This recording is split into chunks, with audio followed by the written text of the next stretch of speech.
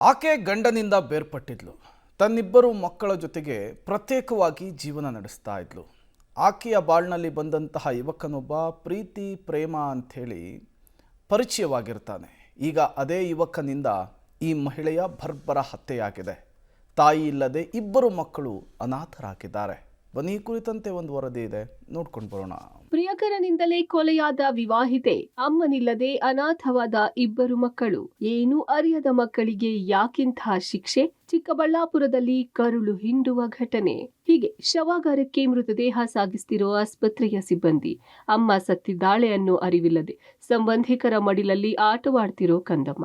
ಸಂಬಂಧಿಕರ ಮರೆಯಲ್ಲಿ ನಿಂತು ಬಿಕ್ಕಿ ಬಿಕ್ಕಿ ಅಳುತ್ತಿರೋ 10 ವರ್ಷದ ಬಾಲಕ. ಈ ದೃಶ್ಯಗಳು ಎಂಥವರ ಕಣ್ಣಲ್ಲೂ ಕಣ್ಣೀರು ತರಿಸುವಂಥವು. ಹೌದು, ಇಂತಹ ಮನಕಲುಕುವ, ಕರುಳು ಚುರುಕನ್ನುವ ಘೋರ ಘಟನೆಗೆ ಸಾಕ್ಷಿಯಾಗಿದ್ದು ಚಿಕ್ಕಬಳ್ಳಾಪುರ ಜಿಲ್ಲಾಸ್ಪತ್ರೆಯ ಶವಾಗಾರ.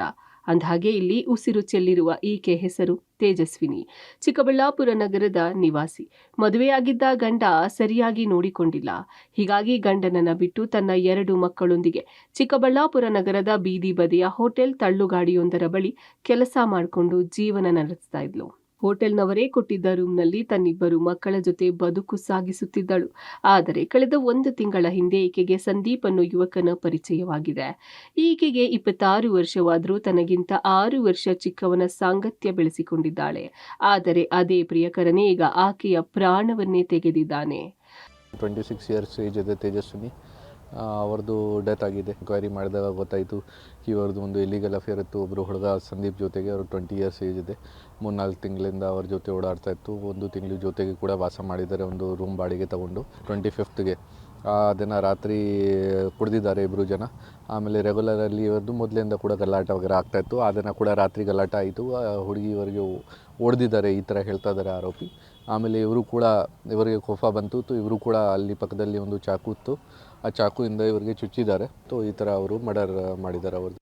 ಹೊಸ ಜೀವನ ಶುರು ಮಾಡಿದ್ದ ತೇಜಸ್ವಿನಿ ಸಂದೀಪ್ ಮದ್ಯ ವ್ಯಸನಿಗಳಾಗಿದ್ದ ಇಬ್ಬರ ಮಧ್ಯೆ ಗಲಾಟೆ. ಹೊಟ್ಟೆಯನ್ನೇ ಸೀಳಿತ್ತು ಸಿಟ್ಟಿನಲ್ಲಿ ಎಸೆದ ಚಾಕು.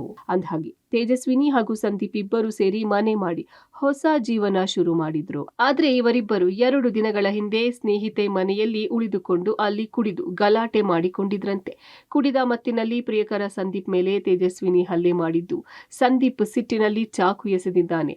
ಆ ಚಾಕು ತೇಜಸ್ವಿನಿ ಹೊಟ್ಟೆಗೆ ಬಿದ್ದು ತೀವ್ರ ರಕ್ತಸ್ರಾವವಾಗಿದೆ. ತಕ್ಷಣ ಚಿಕಿತ್ಸೆ ಪಡೆದು ಹೊಲಿಗೆ ಸಹ ಹಾಕಿಸಿಕೊಂಡಿದ್ದಾರೆ. ಮತ್ತೆ ಮನೆಗೆ ಬಂದ ತೇಜಸ್ವಿನಿ ಮಾತ್ರೆ ಔಷಧಿ ತಗೊಳ್ಳೋ ಬದಲು ಮದ್ಯ ಸೇವಿಸಿ ಮಲಗಿದ್ದಳಂತೆ. ಇದರಿಂದ ಗಾಯದಿಂದ ಇನ್ಫೆಕ್ಷನ್ ಆಗಿ ಆರೋಗ್ಯ ಗಂಭೀರ ಸ್ಥಿತಿ ತಲುಪಿದೆ. ಬೆಳಗ್ಗೆ ಆಸ್ಪತ್ರೆಗೆ ದಾಖಲಿಸಿದ್ರು. ಚಿಕಿತ್ಸೆ ಫಲಕಾರಿಯಾಗದೆ ಬಹು ಅಂಗಾಂಗ ವೈಫಲ್ಯದಿಂದ ಮೃತಪಟ್ಟಿದ್ದಾಳೆ. ಆ ಚಾಕುವಿಂದ ಇವರಿಗೆ ಚುಚ್ಚಿದ್ದಾರೆ. ಅದು ಜಾಸ್ತಿ ಡೀಪ್ ಏನು ಇಂಜರಿ ಆಗಲಿಲ್ಲ. ಸೊ ಇವರು ಅದೇ ದಿನ ಬೆಳಿಗ್ಗೆ ಗೌರ್ಮೆಂಟ್ ಹಾಸ್ಪಿಟಲಲ್ಲಿ ಹೋಗಿ ಟ್ರೀಟ್ಮೆಂಟ್ ತಗೊಂಡಿದ್ದಾರೆ. ಅಲ್ಲಿ ಈ ಥರ ಹೇಳಿದ್ದಾರೆ ಕಿ ಸೆಲ್ಫ್ ಫಾಲ್ ಆಗಿದೆ. ಸೊ ಅವರು ಕೂಡ ಸ್ಟಿಚಸ್ ವಗೇರೆ ಮಾಡಿಕೊಂಡು ಇವರಿಗೆ ಡಿಸ್ಚಾರ್ಜ್ ಮಾಡಿ ವಾಪಸ್ ಕಳಿಸಿದ್ದಾರೆ. ಆಮೇಲೆ ಇವರು ಮತ್ತೆ ತುಂಬ ಕುಡಿದಿದ್ದಾರೆ. ಈ ಟ್ರೀಟ್ಮೆಂಟ್ ಆದಮೇಲೆ 2 ದಿನ ಕುಡಿದಿದ್ದಾರೆ. ಸ್ವಲ್ಪ ನೋವು ವಗೇರೆ ಬರುತ್ತು. ಒಳ್ಳೆ ಹಾಸ್ಪಿಟಲಲ್ಲಿ ತೋರಿಸ್ಬೇಕು.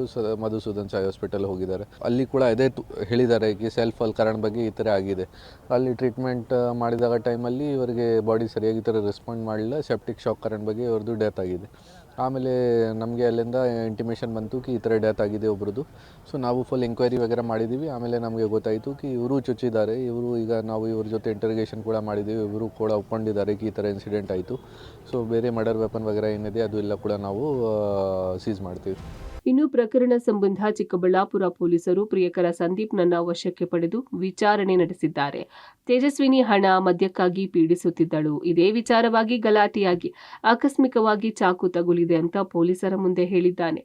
ಅದೇನೇ ಆದ್ರೂ ಇವರಿಬ್ಬರು ಮಾಡಿದ ತಪ್ಪಿಗೆ ಪಾಪ ಏನು ಅರಿಯದ ಆ ಇಬ್ಬರು ಕಂದಮ್ಮಗಳು ಅನಾಥವಾದವಲ್ಲ ಅನ್ನೋದೇ ಬೇಸರದ ಸಂಗತಿ. ಮುದ್ದು ಕೃಷ್ಣ, ಪಬ್ಲಿಕ್ ಟಿವಿ, ಚಿಕ್ಕಬಳ್ಳಾಪುರ.